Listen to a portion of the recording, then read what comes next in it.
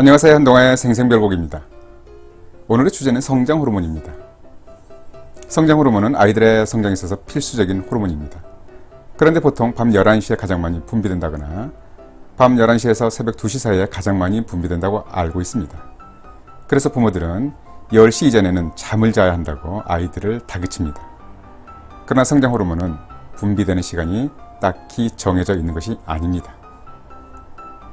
만약 새벽 2시를 넘겨서 잠을 잔다면 성장 호르몬이 분비되지 않을까요? 그렇지 않습니다. 인간의 경우 성장 호르몬은 수면 중에 75%가 분비되는데 성장 호르몬은 잠드는 시간과 무관하게 약 1시간에서 1시간 반 정도면 분비되기 시작합니다. 만약 9시간 정도 잠을 잔다면 정상적으로 수면에 들어갔을 때 전반기 3분의 1시간대인 3시간 정도 깊은 수면인 서파 수면 동안에 가장 활발하게 분비됩니다. 보다 일찍 잠을 자거나 늦게 잠을 자더라도 역시 비슷한 시간대에 동일한 패턴으로 분비됩니다. 그러나 하루 중 아무 때나 잠을 자고 싶을 때 잔다고 해서 성장 호르몬이 정상적으로 분비되는 것은 아닙니다.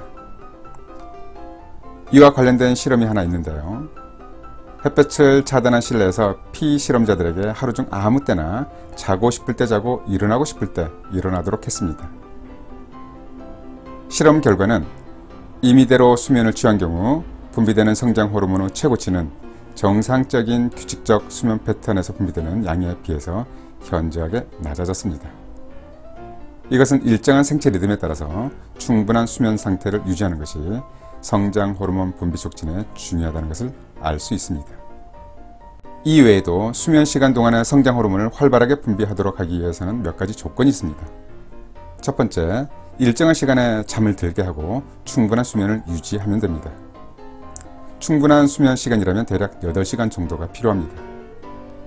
그러나 현실적으로 학교 생활 때문에 충분한 잠을 자는 것이 어렵다면 최소한 일정한 시간에 잠자리에 들게 하는 것이 필요합니다. 문제는 요즘 아이들의 경우 잠들기 전에 스마트폰을 만지작거리거나 심지어 게임까지 하는 경우가 많아서 주의가 필요합니다. 두 번째, 성장에 있어서 중요한 것은 수면의 양보다 수면의 질입니다. 현실적으로 오랜 시간 동안 잠을 잘 수 없다면 숙면이라도 취하게 해야 합니다. 따라서 숙면을 위해서는 밤늦게 카페인 음료를 절대 마시지 말도록 하고 빛과 소음은 적절하게 차단해 줄 필요가 있습니다.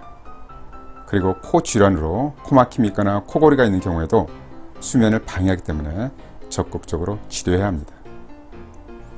세 번째, 잠들기 직전에 음식을 섭취하지 않습니다. 특히 당분이 높은 음식을 섭취하면 혈당 수치가 상승하고 인슐린이 분비되는데 인슐린은 성장 호르몬의 분비를 억제합니다. 반대로 공복감은 성장 호르몬의 분비를 촉진시킵니다. 따라서 아이들이 잠들기 직전에 배가 고프다고 불평을 해도 키를 키우고자 한다면 그냥 빈속으로 재우는 것이 낫습니다. 수면 시간 이외에도 약 25% 정도의 성장 호르몬이 분비됩니다. 여기에는 운동이 자극제가 됩니다.